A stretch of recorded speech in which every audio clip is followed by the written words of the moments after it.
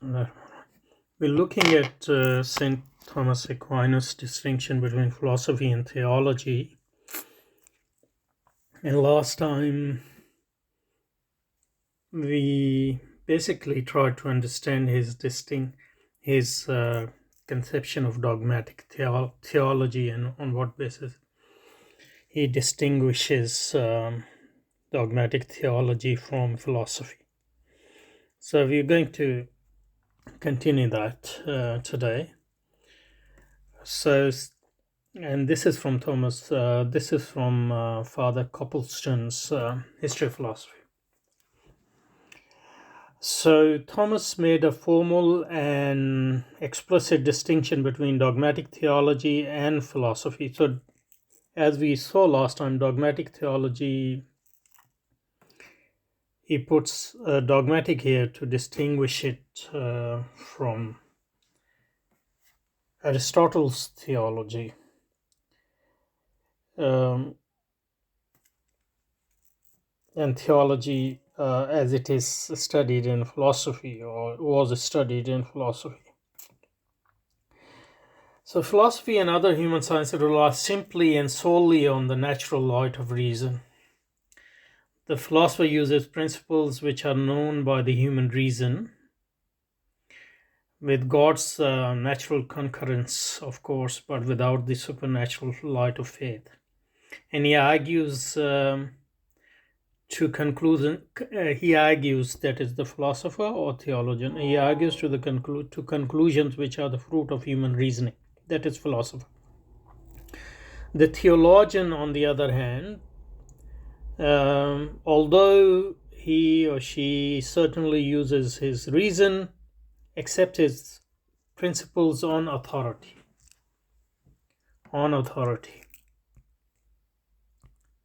So that's his principles on authority. That is the authority of, faith or revelation or whatever. On faith, on faith, he received them as revealed from the God. The introduction of dialectic into theology, the practice of starting from a revealed premise or from revealed premises and arguing rationally to a conclusion, leads to the development of scholastic theology. But it doesn't turn theology into philosophy, since the principle, the data are accepted as revealed. So that's like, for instance, the theologian may attempt, with the aid of categories and forms of reasoning borrowed from philosophy, to understand a little better the mystery of the Trinity. That's in the Christian theology, but he does not thereby cease to act as a theologian, since all the time he accepts the dogma of Trinity of persons in one nature on the authority of God revealing. It is for him a datum or principle, a revealed premise accepted on faith, not the conclusion of the offer premise. Okay.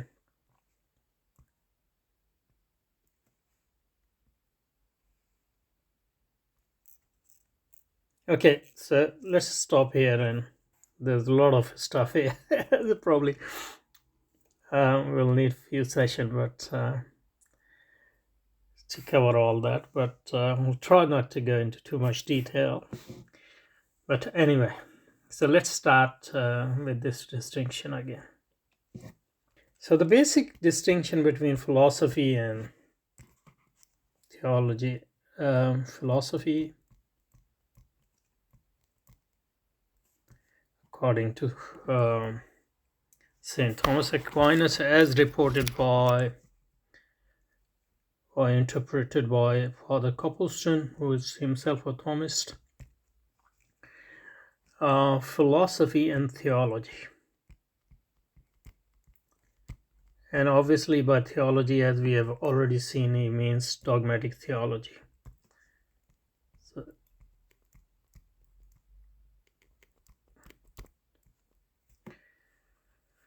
is that philosophy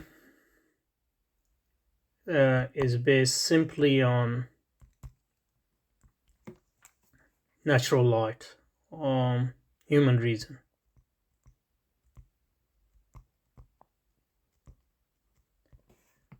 Or, as some people put it,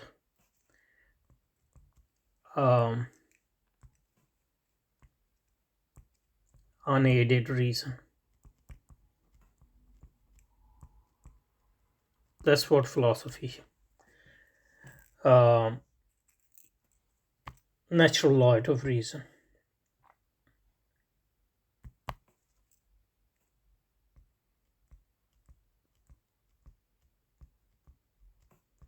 As it is. So human faculty, natural light. Philosophy drives all its principles, everything, from this reason, and it doesn't accept anything based on authority. Its only authority is the authority of reason. That's the claim anyway. Okay. On the other hand, dogmatic theology. In theology, on the other hand, let's say theology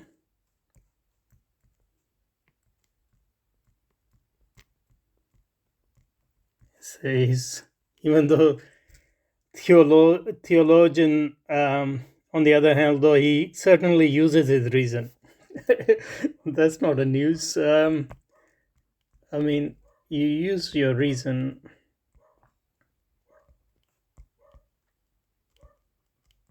Of course, even for basic understanding, you don't need to. So that's not the point. So that's not a. You accept his principles on authority. So fundamentally, it's not an unaided reason. It's an aided reason. So a reason based on authority of. So a theologian might accept basic principles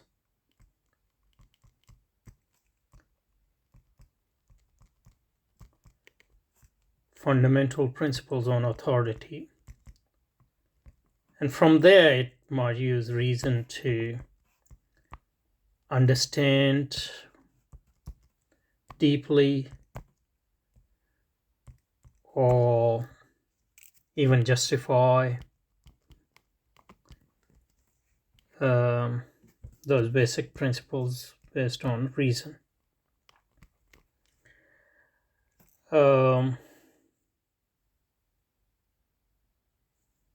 Here Copleston, so far anyway, he said that another word he used is scholastic theology. Theologian may attempt, with the aid of categories and forms of reasoning borrowed from philosophy. So it's not just reason, but it's reason borrowed from philosophy. As if philosophy has some copyright on reason. The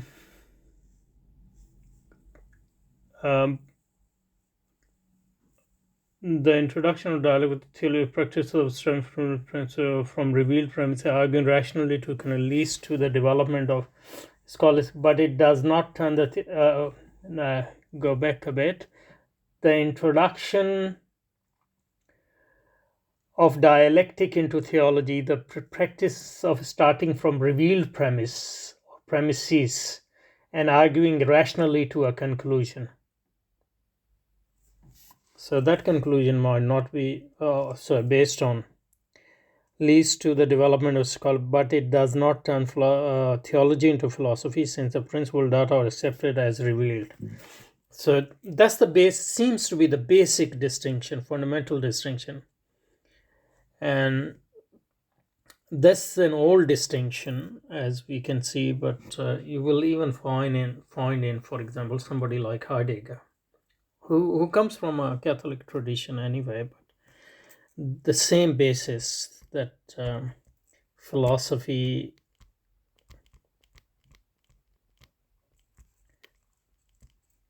even if it's to start from the given, it doesn't treat that given as the ultimate boundary. So, in a sense, philosophy is presuppositionless.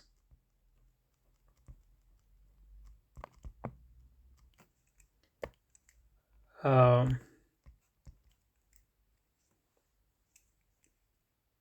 Science or subject, or discipline or practice. On the other hand, theology, although it uses philosophical reason, ultimately it is based on presuppositions which are accepted as given. So that's the fundamental difference between philosophy and theology. So the core distinction between philosophy and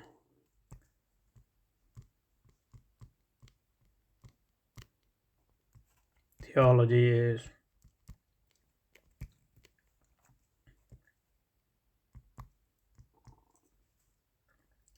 it's presuppositionless.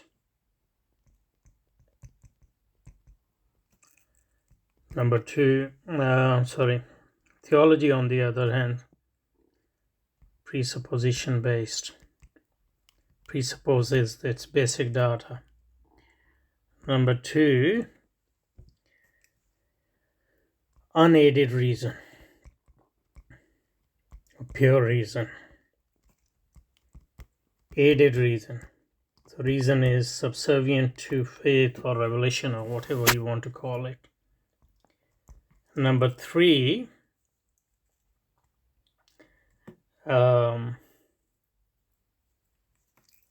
philosophy is, in philosophy there's no authority in this sense. It doesn't rely on authority, only reason based on final authority.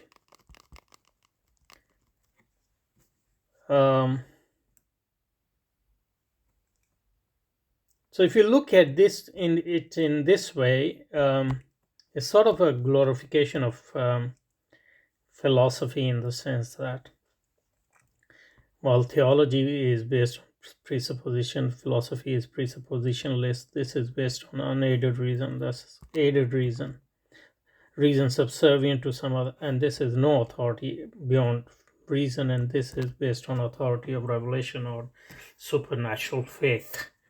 So this is the basic distinction between dogmatic theology or scholastic theology and philosophy, according to Aquinas, or as portrayed by Father Copleston. Okay, now if this is the distinction, then what is the use of theology?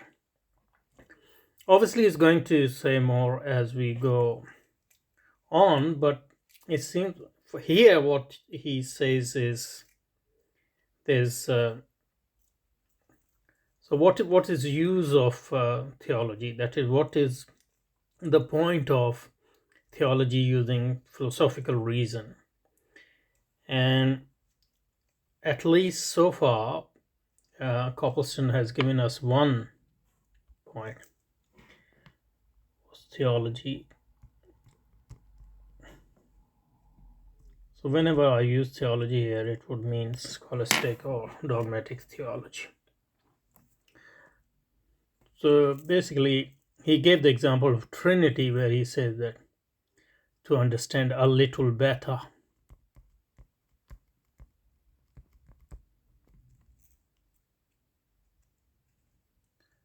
the mystery of Trinity, for example, So one of the use of theology for him is that with the tools borrowed from philosophy as applied to Christian revelation or faith, supernatural faith, we can understand a little better some of the mysteries of that faith. For example, that of Trinity. So that seems to be one of the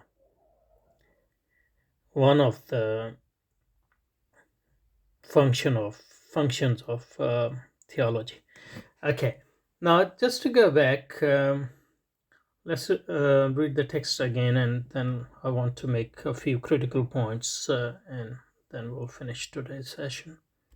So Saint Thomas Aquinas made a formal and explicit distinction between dogmatic theology and philosophy is an undoubted and indubitable fact.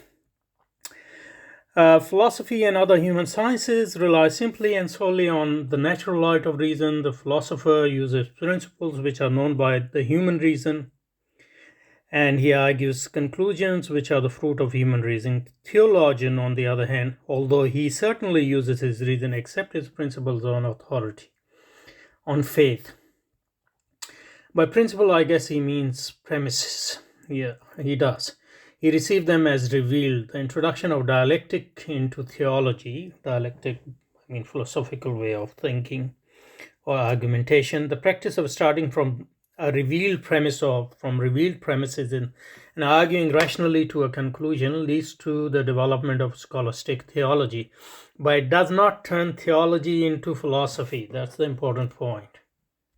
But it doesn't turn theology into philosophy, at least as far as Thomas Aquinas is concerned, as interpreted by Father Copleston. But but it doesn't turn theology. So just using philosophical method doesn't turn theology into philosophy. Now, in this sense, so the use of philosophical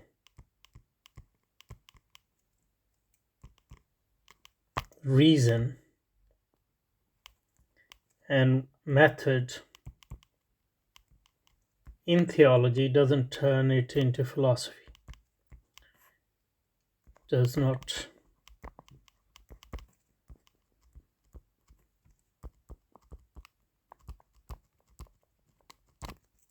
Because you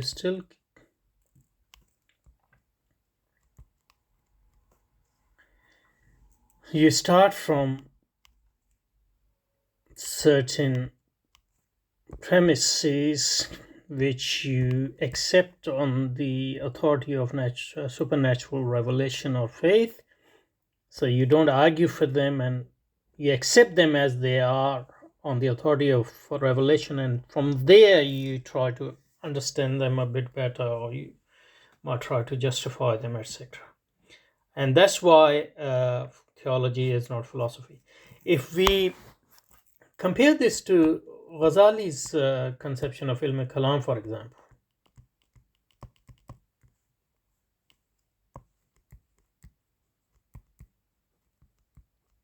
as he defines it in Al-Mustasfa, dogmatic theology is not philosophy because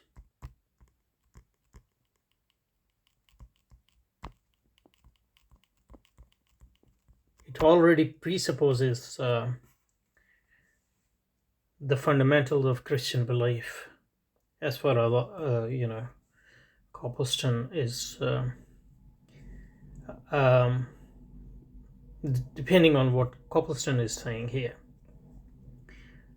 But if we look at Ghazali's definition in Al-Mustasfa, and I have some tasfa, I have a playlist on it separately in English. So if you want to have a listen, you can listen to it. But the way Ghazali defines ilm al-kalam there is actually is the same as philosophy, or more specifically as Aristotle's conception of ontology, because he doesn't presuppose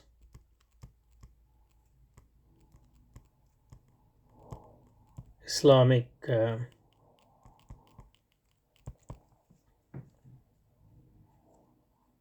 beliefs or fundamental beliefs. The first step is to actually prove that the Islamic beliefs are rationally justified,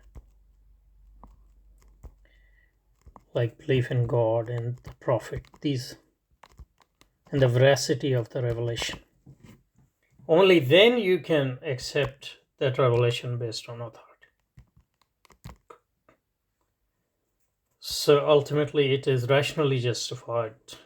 So in that sense, Ilm al-Kalam is a science which establishes the truth of the core Islamic beliefs and their veracity. And only then you can accept Islam based on your reason and your understanding, and then accept the authority of revelation, and then you get the detail from that belief system, because you also prove that reason cannot give you the details of that. So reason is, so the purpose of reason is to justify belief in God and belief in Islam.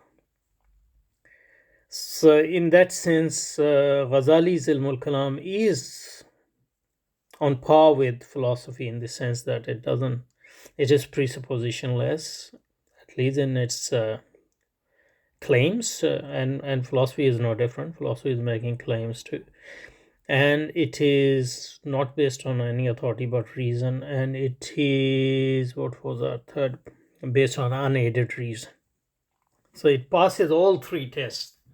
So Ghazali's definition of Kalam is actually, of course there are type of Ilm al-Kalam, but we are talking about the type of Ilm al-Kalam which is the more fundamental, and after that you have the details and some of the things which Aquinas call dogmatic theology come into details of Ilm al-Kalam as well. But as far as the premise or the basic preamble of Ilm al-Kalam is concerned,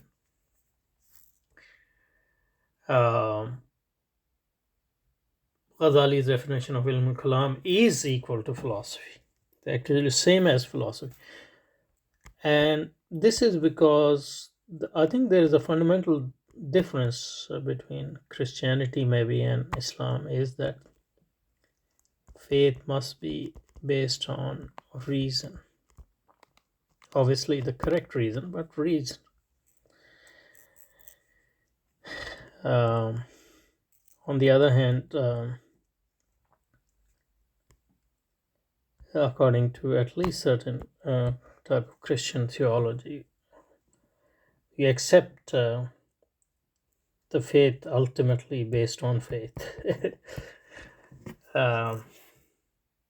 Yeah, so that's one point. And second, okay, so let's go back to the text again. So where were we? So the theologian, on the other hand, thought on into the practice starting from revealed premise, or from revealed premises and arguing rationally to a conclusion leads to the development of scholastic theology. But it does not turn theology into philosophy, since the principle, the data are accepted as revealed. For instance, the theologian may attempt, with the aid of categories and forms of reasoning borrowed from philosophy, to understand a little better the mystery of the Trinity, but he does not thereby cease to act as a theologian, since all the time he accepts the dogma of Trinity of person in one nature on the authority of God revealing. So it is for him a datum or principle, a revealed premise accepted on faith, not the conclusion of philosophical argument. On the other hand, as we saw, for Ghazali, it is the conclusion of the philosophical argument, in the sense that you first establish the authority of the God, possibility of the God, and then the possibility of veracity of the messenger and his message, etc. I mean, whether he is able to do that or it is convincing or not is a different matter, and in that philosophy is no different from Kalam in that sense. But at least these are the claims. Again, while the philosophers start from the world of experience, argue by reason or God insofar as he can be known by means of creatures, the theologians start with God as he has revealed himself. So that's again different from ilmul kalam here. And the natural method in theology is to pass from God in himself to creatures rather than to ascend from creatures to God as the philosopher does and must do. Well, it depends on which type of philosophy you have. Philosopher might actually know God with the help of reason first, and then from there go through intuition or whatever, and then come back to the creatures and understand creatures in the light of God. So that's not the major this difference. I think the major difference is all those three differences, and these are claims at this stage, that philosophy is presuppositionless, philosophy uses unaided reason, and philosophy is not based on authority. On the other hand, theology is not presuppositionless, it uses aided reason and it is based on authority. Now all these claims can be challenged, and hopefully in the next session we will challenge them. We'll see that how no philosophy can be presuppositionless, and all philosophies are based on aided reason, and all philosophies are based on authority. And the claim that they aren't are empty claims, as far as at least we will try to argue so. Okay, so we'll stop here. Thank you.